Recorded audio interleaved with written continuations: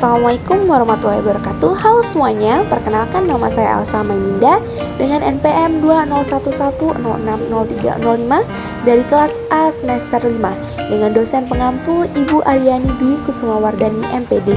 Baiklah, di sini saya akan mempresentasikan hasil dari diskusi kelompok kami yaitu mengenai materi genetik. Nah, apa sih itu pengertian dari penyimpangan genetik? Penyimpangan genetik atau hanyutan genetik dalam genetika populasi merupakan akumulasi kejadian acak yang menggeser tampilan lungkang gen atau genepol secara perlahan dari keadaan setimbang namun semakin membesar seiring berjalannya waktu. Pada populasi kecil, efek Gauge contoh sampling error pada alel tertentu dalam keseluruhan populasi dapat menyebabkan frekuensinya meningkat atau menurun pada generasi selanjutnya. Beberapa penulis seperti Richard Dawkins menganggap bahwa hanyutan genetik penting terutama untuk populasi yang kecil atau terisolasi, namun kurang pentingnya dibanding dengan seleksi alam. Penyimpangan genetik juga merupakan perubahan frekuensi alel yang terjadi secara acak atau skokastik. Biasanya penyimpangan gen lebih berpengaruh dan lebih sering terjadi pada populasi kecil dibandingkan dengan populasi yang besar. Penyimpangan genetik menjadi salah satu sebab hilangnya suatu alel sehingga dapat dikatakan alel akan menjadi homogen dan tidak adanya variasi. Meskipun penyimpangan genetik menyebabkan variasi suatu populasi tertentu, namun secara keseluruhan penyimpangan genetik dapat meningkat variabilitas dalam satu spesies. Pergeseran genetik atau penyimpangan genetik adalah perubahan frekuensi varian gen atau alel dalam suatu populasi karena random sampling atau sampel acak. Nah, yang berikutnya yaitu analogi konsep penyimpangan genetik. Yang pertama, analogi dengan kaleng cat. Lebih banyak kaleng akan memberikan sampel statistik yang lebih baik. Berarti bahwa jumlah kaleng merah dan kaleng biru tetap lebih dekat dengan generasi sebelumnya. Penyimpangan genetik sebaliknya, penyimpangan akan cepat pada populasi yang kecil, hanya 4 kaleng mungkin hanya membutuhkan ulangan sebelum mereka semua menjadi satu warna. Dengan demikian, penyimpangan genetik cenderung mengeliminasi variasi lebih cepat dalam populasi kecil. Populasi besar cenderung memiliki keanekaragaman yang lebih tinggi. Yang kedua yaitu probabilitas dan frekuensi alel. Dalam teori probabilitas, hukum bahwa jumlah besar akan memprediksi perubahan kecil akan berlangsung terus selama populasi besar. Namun bila populasi reproduktifnya kecil, maka efek sampling error dapat mengubah frekuensi alel secara signifikan. Karena itu, penyimpangan genetik dianggap sebagai mekanisme akibat perubahan evolusi dalam skala kecil, populasi yang terisolasi. Mekanisme pergeseran genetik dapat diilustrasikan dengan contoh sederhana. Pertimbangan koloni sangat besar bakteri yang diisolasi dalam status larutan. Bakteri secara genetik identik kecuali untuk gen tunggal dengan dua alel berlabel A dan B. Setengah memiliki alel A dan setengah lagi memiliki alel B. Jadi keduanya memiliki setengah alel A dan B. A dan B adalah alel yang berarti netral. Mereka tidak mempengaruhi kemampuan bakteri untuk bertahan hidup dan bereproduksi. Ini menjadi kasus semua bakteri di koloni ini sama-sama mungkin untuk bertahan hidup dan bereproduksi. Penurunan larutan kemudian menyusut sampai hanya cukup makanan untuk mempertahankan 4 bakteri. Semua yang lain mati tanpa bereproduksi.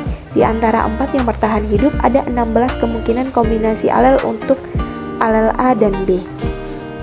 Jika masing-masing dari kombinasi dengan jumlah alel yang sama, A dan B masing-masing dihitung, kita mendapatkan tabel berikut. Probabilitas dihitung dengan pesimis, sedikit rusak, bahwa ukuran populasi puncak adalah tak terbatas.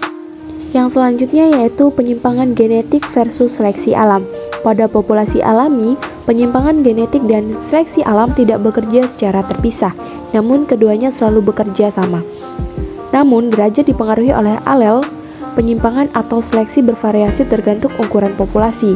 Besarnya penyimpangan pada frekuensi alel bergenerasi akan lebih besar daripada populasi kecil. Walaupun kedua proses mempengaruhi evolusi, penyimpangan genetik bekerja secara acak, sedangkan seleksi berfungsi secara tak acak. Sementara seleksi alam bersifat terarah, menuntun evolusi menuju adaptasi terwariskan terhadap lingkungan saat ini. Penyimpangan genetik tidak memiliki arah dan hanya dituntun oleh peluang secara otomatis. Baiklah, untuk yang selanjutnya yaitu leher botol populasi. Leher botol populasi atau leher botol genetik adalah suatu kejadian evolusi adanya persentase jumlah individu dalam suatu populasi ataupun spesies yang mati atau tidak dapat berkembang biak. Leher botol populasi meningkatkan hanyutan genetik karena laju hanyutan berbanding terbalik dengan ukuran populasi. Leher botol populasi juga meningkatkan perkawinan sekerabat oleh karena penurunannya jumlah pasangan yang memungkinkan. Kasus lainnya yang sedikit berbeda dari leher botol populasi juga dapat terjadi apabila sekelompok kecil individu secara reproduktif terpisah dari populasi utama. Hal ini disebut dengan efek pendiri atau founder effect. Efek leher botol atau bottleneck effect yakni faktor non-seleksi alam, misalnya bencana alam, yang memilih korban benar korban secara acak. Contoh klasik dari leher botol adalah habisnya variasi genetik anjing laut gajah utara yang nyaris punah pada tahun 1890 ketika jumlahnya hanya 20 ekor. Ketika diuji pada 1970-an, 30.000 anjing laut gajah utara tidak memiliki variasi genetik sama sekali yang memungkinkan akibat pergeseran genetik.